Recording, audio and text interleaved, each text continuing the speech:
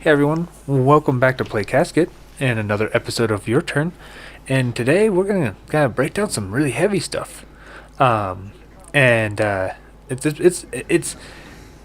another episode that it just kind of reflects on how giant corporations are just garbage, no matter how small those giant corporations are.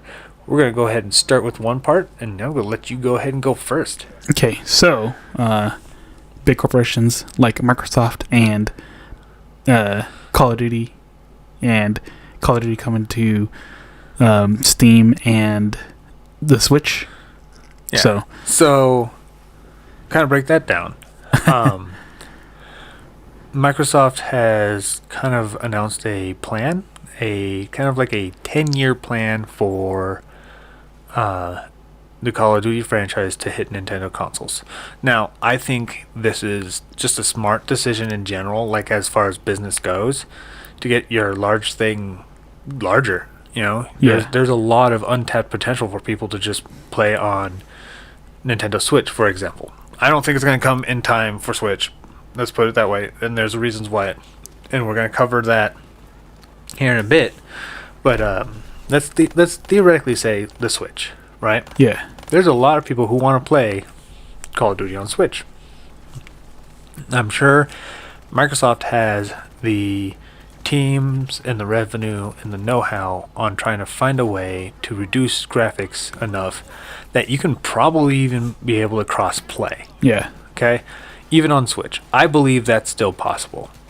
It's just that it does take a lot of effort, especially if you're not originally planning that effort to begin with. Yeah. You know, like Warframe is still working on it, and it's a whole to do.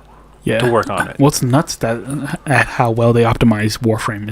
It's insane. Yeah, it's impressive for anybody who has ever played Warframe and liked it. Give it a go on Switch. Even if it's just testing it and just seeing how it works, it's actually it's impressive. Yeah. But back to Microsoft. Basically, there's a 10-year plan to getting it on there, which is kind of commendable.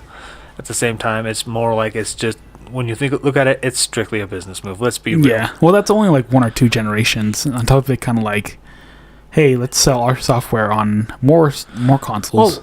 Well, when you look at that too, like Microsoft, if you look at it, Microsoft's been asking to become basically a brand name for game services. Mm-hmm. And one of the major steps, which obviously people should be looking at it, one of the major steps for them to do that is Game Pass. Mm-hmm. Why give you physical games on a console when I could give you digital games of our library that you have to pay exclusive rights to access our library on anything? Yeah. That's far more flexible for Microsoft to do. Yeah, so they could get revenue through any machine, basically. Yeah, that's basically that. And they've been slowly working on that with getting Game Pass on PC and Game Pass like elsewhere, and they were working on Xbox Live being able to function on multiple consoles and stuff like that as well. Yeah. Like there's a lot of stuff that they've been working on that you don't inherently look at. You think, oh, they're just trying to control this XYZ game. When you take a step back and look at all of the things that they're doing, it looks like they're trying to phase themselves out in a seamless manner as far as console to service brand. Yeah. Okay. Like, I think that's what's going on.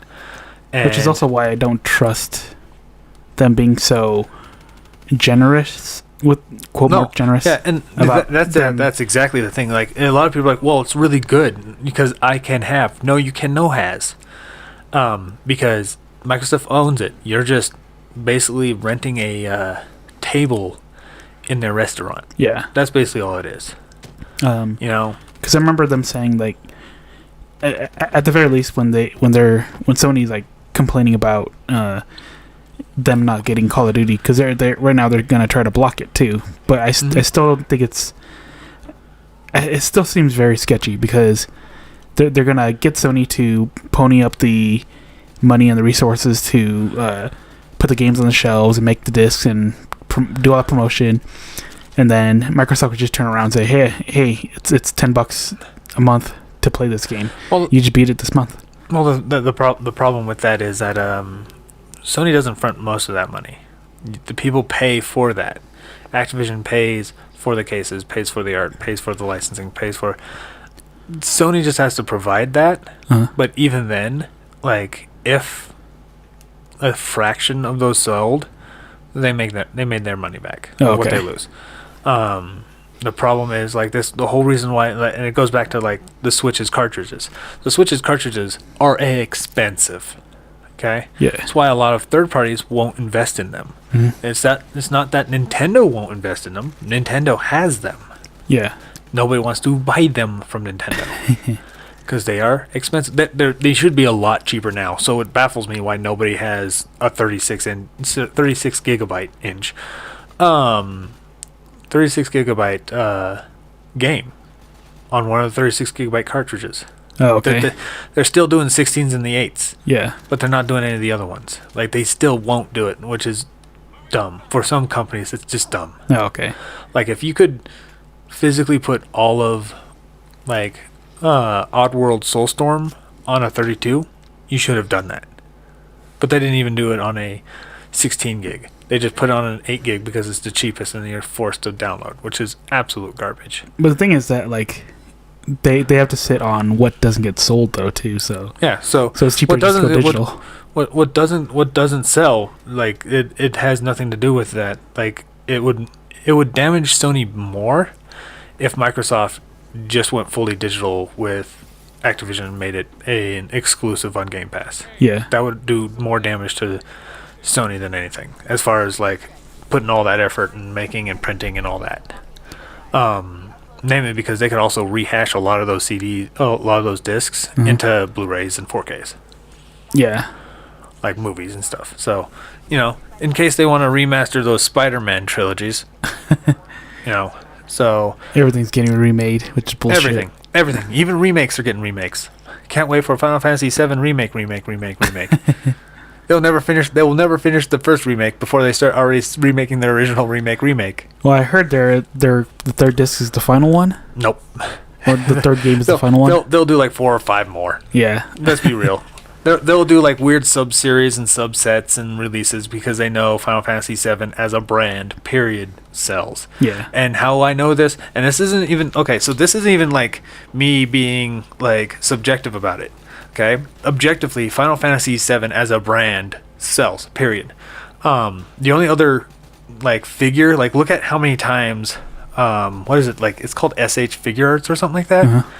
With the figure company that Square owns. Yeah. Look how often they release different versions and variations of Cloud and Sephiroth. Yeah. And then compare it to literally any other character in Final Fantasy. Like literally. Because Final Fantasy characters, 7 characters sell. Cloud and Sephiroth sell. Yeah. Aerith sells sometimes. Tifa sells more, but that's it. They sell more than Lulu, than Tifa, or not Tifa, Titus. Yeah. Then Yuna, then Final Fantasy X-2 Yuna, then Pain, then like none of those characters. Like Lulu was probably the only time I've seen anything rival Final Fantasy VII. Only at the time when 10 existed. That's it. Oh, okay. And that's the problem. Like they're going to find ways to capitalize on this remake as much as possible. They're not gonna just remake 7, retell the story to 3, 4, maybe 5 discs. Who knows how many other weird twists they're gonna add to it. Well, man, they do have the Zack's storyline too, which is Then they could easily do Zack's storyline as an entire new disc. Yeah. Like or they could make it 2 discs. Why not? Like it, and then it will probably do like the dream state, whatever those specters do, and then like it will be appearing into another timeline of whatever Cloud has done. Like that's gonna happen. Okay, the weird specters. Sora's timeline. Yeah, it's gonna be pulled. It's gonna be pulled. Hearts. It's gonna be pulled into just like it's gonna do another one where it's like, what if Cloud never met Aerith? Game. Like that's just how it's gonna be that way. What if Sephiroth was a good guy and Cloud was the bad guy? What if Sephiroth really is the good guy? What if Sephiroth died before they left whatever city they left in? No, they can't get rid of Sephiroth. It'd be like killing off Darth Vader. Well, if you actually knew what Sephiroth was, most people would understand why what I just said was absolute shit. Let's be real here. Okay? Okay. Just for everyone knows, I do know what Sephiroth is. Okay? Okay. Okay. All right. But I'm just saying, like, in theory, like, what if, Cloud never actually joined that rebellion gang with Barrett and Tifa? Yeah. What if he did something else? Another remake. Yeah. Well, it's not even a remake. It would be like that whole, like, spectral splinter timey-wimey bullcrap. Well, we'll see what they do. Mostly because it's kind of insane how they break it off into so many weird parts like that. Yeah. But anyway, Call of Duty. Call of Duty, because this totally matters to it. So, anyways, so Sony is getting the FTC involved to block the purchase of Activision, which is kind of funny though, because they only want Call of Duty, and they don't give a shit about the sale. They just want Call of Duties. Yeah, they basically they want to make sure they can secure, like, Call of Duty on PlayStation 5 is a good advertisement for Sony. That's it. That's all it is. Yeah. Because when you think about it, if you look at, like, I'd probably say late PlayStation 2, early PlayStation 3 era, look how Sony changed their advertisement angle. Before it was, we're bold to do the things that Nintendo and Sega are too scared to do. Mm-hmm. And they overshadowed it by making some edgier games, but also making some really crazy games, and making all this, like, just being, like, it's just such an array, like, whoa, this is cool. And then everybody left Nintendo and Sega, and Sega died because of it. And then when you look at the end of it, it's like, buy our brand. We're more powerful. Yeah. Trust us. We're good.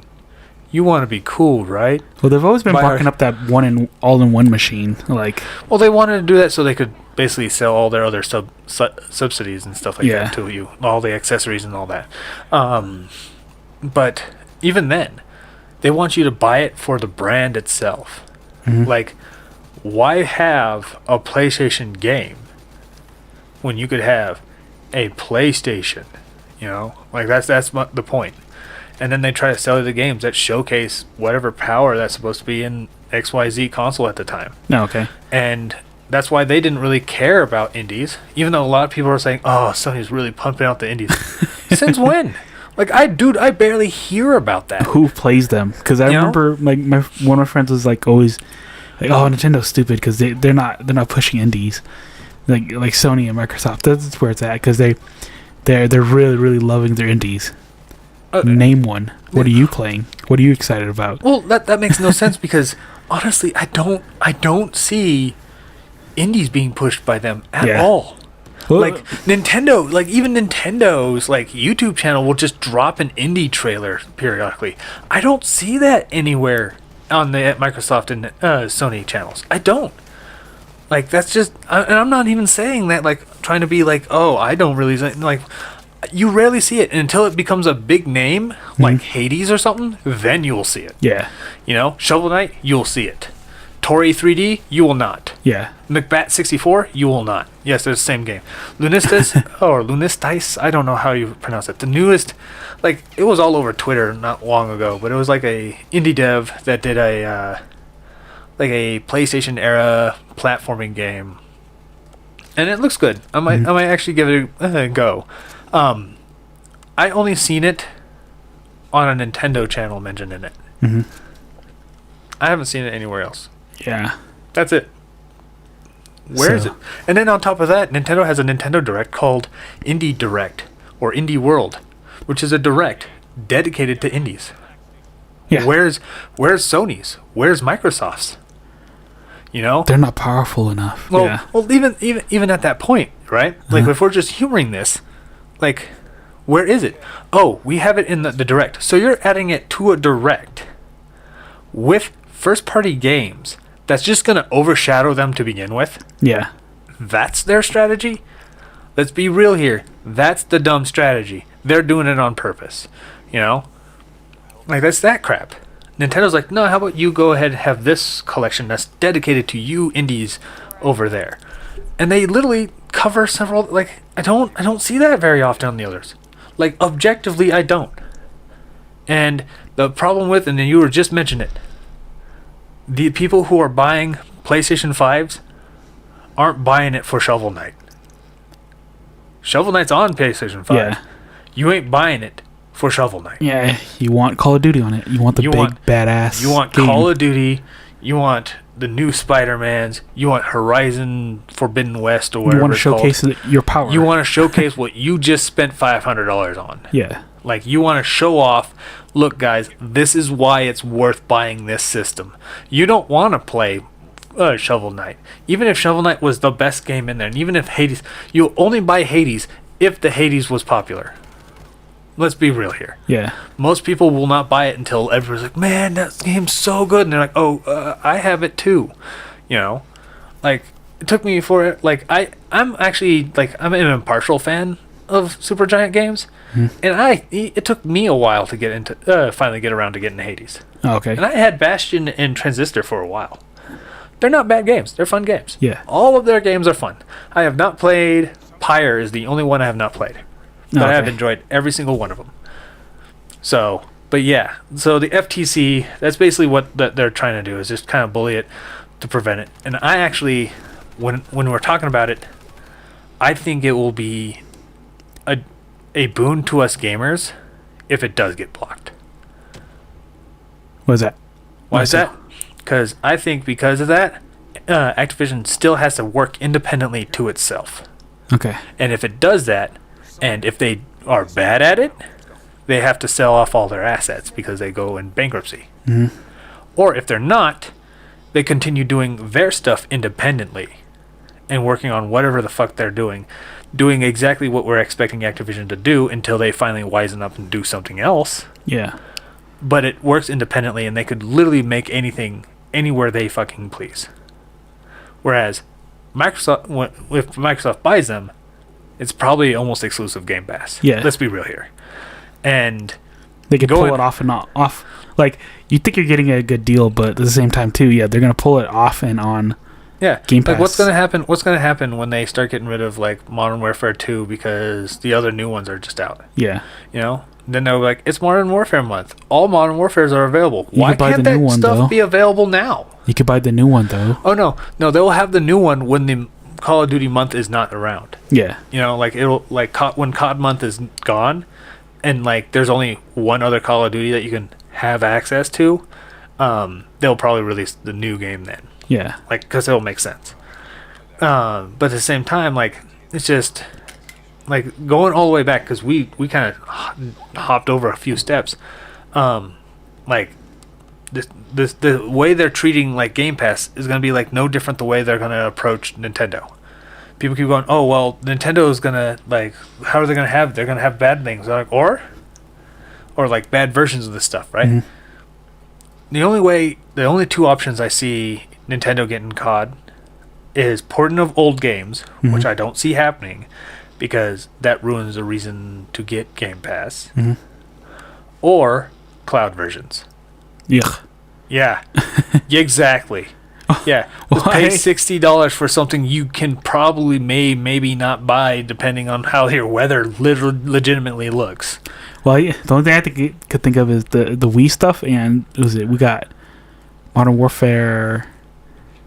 I can't remember which one. Ghosts on the Wii U. And that was about it. Yeah. Yeah, that was it. And, like, even if you port the old ones, like, that's the only it. But why do that when you can have that on Game Pass? Yeah. But what would be more lucrative? Selling the cloud versions of new Call of Duty. Oh, you keep sitting there saying, oh, Nintendo I hate Nintendo for not... Well, now you got Call of Duty Modern Warfare cloud version. Like, it's the dumbest shit. And the thing is, like, people will shit on the cloud version, but at this point in time, Microsoft wouldn't be doing anything different. Yeah. You know? Because Game Pass is basically the same shit. Because it still checks whether or not you're online, still checks whether or not that game's available currently and it's in their operating system. It still checks all that before you're allowed to play the game. Let's be real here. You know? Yeah. So, moving on to another shitty company, Merge Games. There's been a huge situation with an indie. When we're talking about indies, let's talk about indies. There's been some really shitty stuff going on with a company called Conradical Games. They are in charge of the Outbound Ghost. They received publishing deal with Merge Games, and since then they released the game in very poor condition across all platforms. And then, So how bad is it? How bad is the release? so it's really buggy. Supposedly the Nintendo Switch one has a level crash that will just completely wipe your data. Holy shit. Supposedly. I don't. I believe the crash, but wiping of the data, I think that is probably just a situational part. But he says there's a lot of crashes. He's like, this isn't even the final game. Well, this isn't even my final build. What is going on? Mm-hmm. And so he approached them and was like, what the hell is going on? And Merge Games just kind of like, don't worry about it. And then he tries to access the Steam pages. They're gone. He couldn't even access them on his end as a developer. Yeah, I'm looking at his website right now too, and it shows his games. I'll post this too, but Lootbox Light Gearbox, and then his third game is just not there, which is really, really sketch.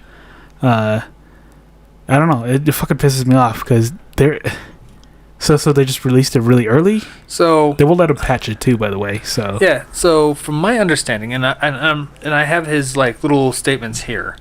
Basically, they released without his approval.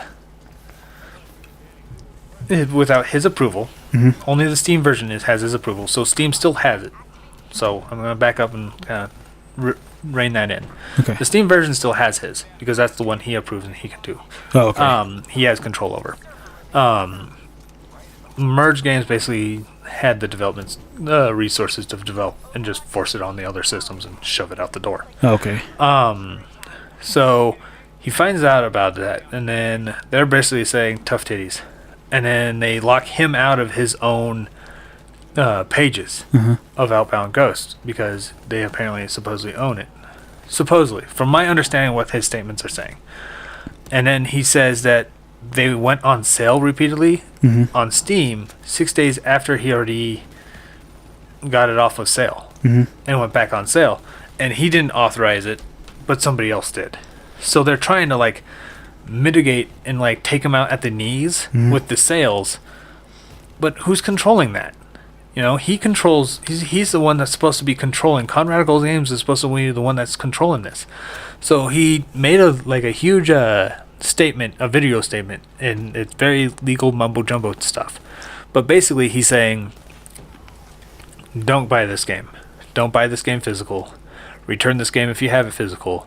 I will make my own version of this game. I will fund it myself if I have to."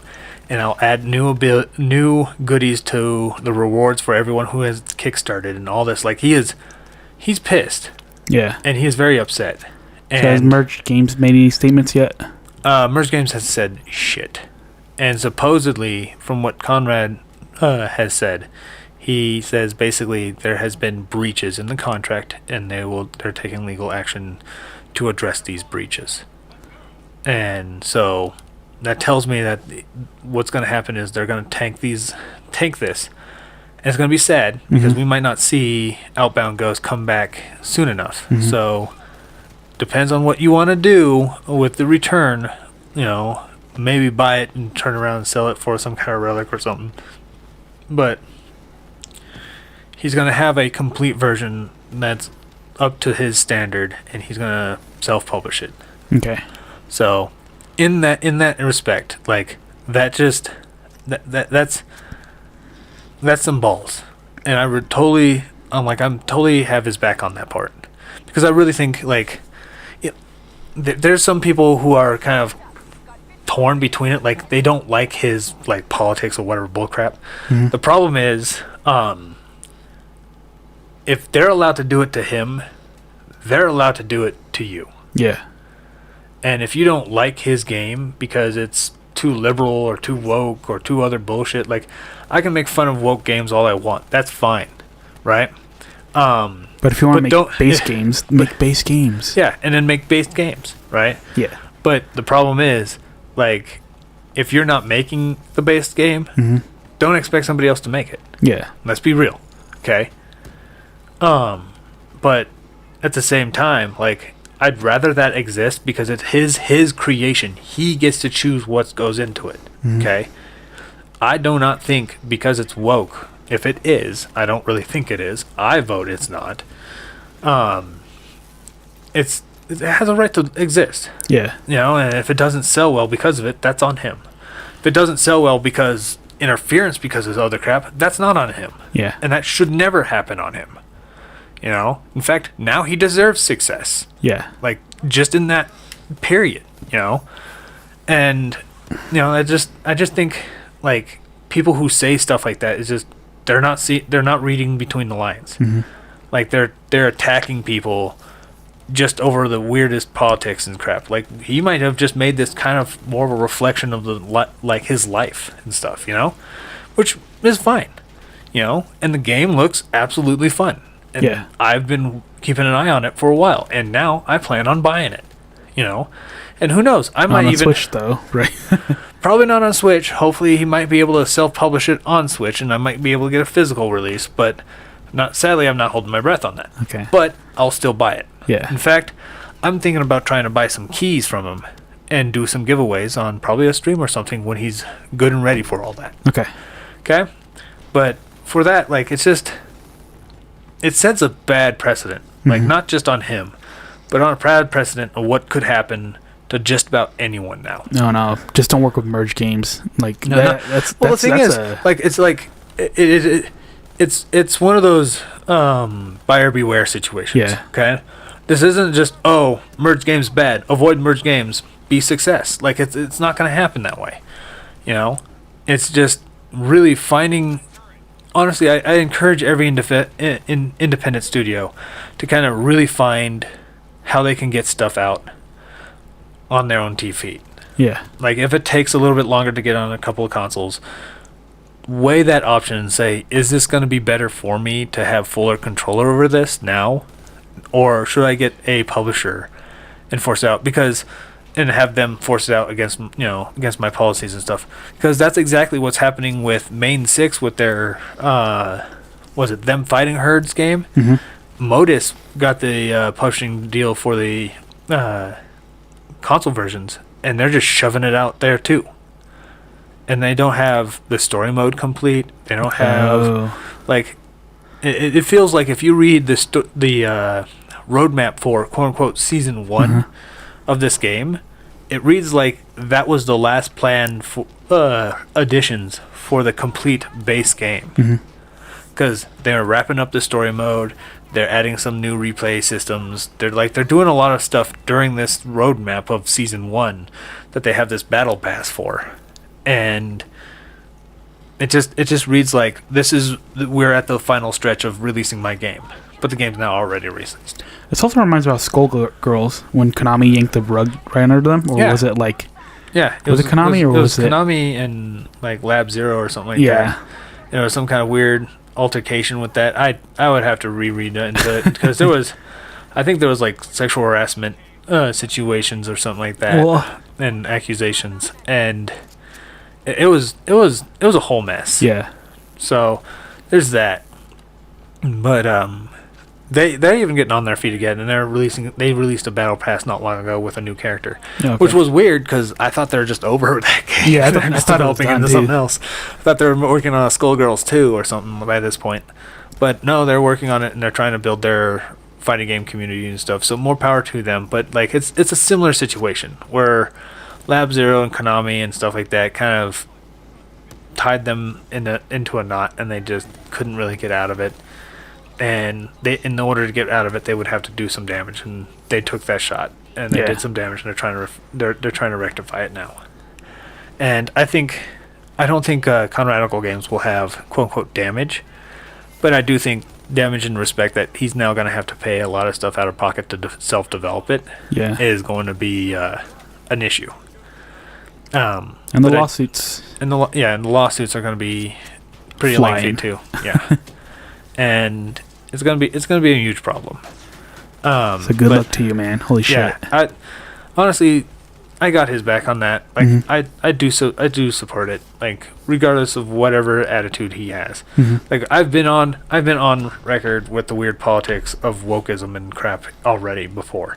I've gotten spicy about it, but at the same time, I still believe that your woke nonsense has a right to exist as long as your stuff, not changing somebody else's. Yeah. Like if you want to make your stuff about rainbow cupcakes and turning the frogs gay, then go ahead. If it's your stuff, it's not somebody else's stuff and you're in charge of it. It's your stuff. You can do it. Yeah. Go ahead. Just don't expect many sales because a lot of people don't buy into it. Simple as that. But even then, this type of thing, if it happened to them, I would not support it either. Yeah. Because if it can happen to them, it sure as hell can happen to us. Yeah. And I'm not okay with it. And that's a huge thing. So, we're kind of lengthy into this little rant stuff going on. Do we even want to cover some stuff, or do we want to just like bullet point the VGAs real quick? Okay. I would say Elden Ring gets Game of the Year. Boo! Not Red Dead Redemption 4. Elden Ring. Boo! It's not Red Dead Redemption. Boo!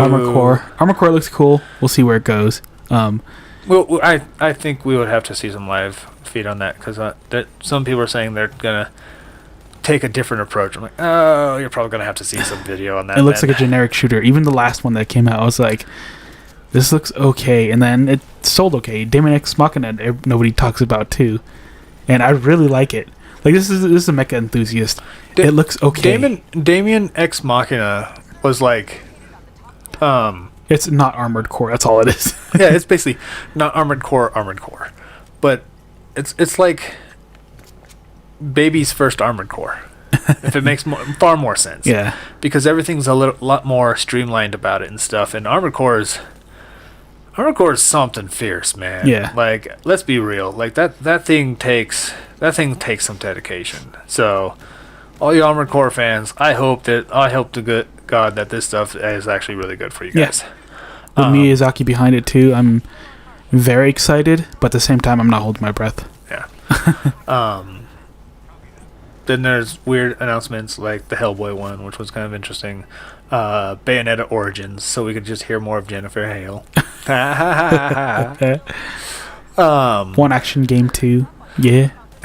You missed out, man. It's bot. Let's be real. It's all those was bot. Bought and paid for, but honestly, not many announcements I cared for. Like it's just, oh look, more of the same shooter type games, I guess. I like shooting games. And then Forspoken. Ooh, that's gonna be exciting. Anyway, bullet points. Overall opinion of VGA. I thought it was pretty good. My opinion is I didn't watch it. Elden Ring 1. Well, never rest your laurels on the fact that something was biased with your opinion. Never do that. Elden Ring 1. But I didn't watch it, and I feel better for it. Let's be real. Yeah, that's all right. I just watched some highlights, like some people reporting some highlights, and that's about it. No, like okay. That's all I did. But I did watch like that Rayman Alive thing where it had a bunch of like Rayman like fan projects. There's some crazy crap going in that. So if anybody else wants to like kind of watch something for an hour, if you got an hour to kill, do that Rayman Alive thing and just like watch their fan projects. Like we really got to break into the whole like fan project discussion. I think that would be a really good one we should do. Anyway, I'd like to thank you all guys for listening to us ranting again. If you like our content, feel free to like, share, and subscribe. And as always, we will see you on the other side. Hey everyone, this is Paraka. And Ghost. I would like to say thank you for listening to our podcast. If you like our content, give us a thumbs up. Subscribe and share our video with your friends. You can also follow and support us on other social media such as Minds and Rumble. Links in the description below.